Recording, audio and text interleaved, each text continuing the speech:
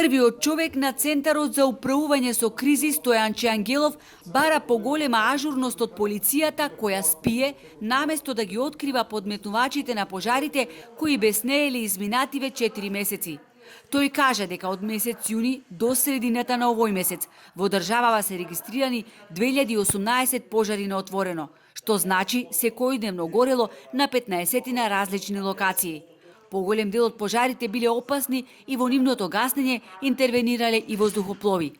Наша работа, односно работа на пожарникарите е да ги гасат, работа на МВР да ги откриват сторителите. За жал, како што реков, оваа година од јуни до сега имаме 2018 пожари на отворено. Од страна на МВР се поднесени само 20 кривични пријави против сторители потпалувачи на овие пожари. И додека сторителите на пожарите поминуваат неказнето, Македонија се соочува со недостаток на пожарникари.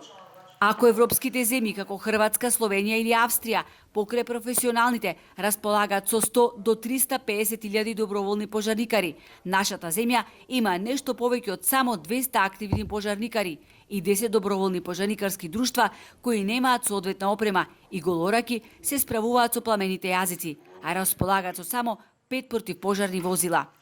Само 5 во државата.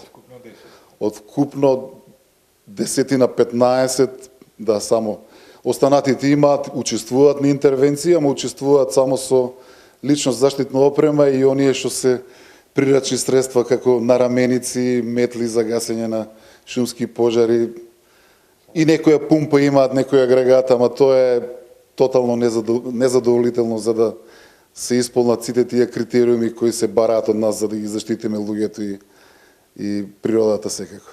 Споредбено со другите држави, ситуацијата е застрашувачка. Дури не можеме да направиме соодветна паралела. И таа опрема што ја имаат доброволните пожарникари ја добиле преку странски донации, оти како што велат немаат никаква поддршка од државните институции.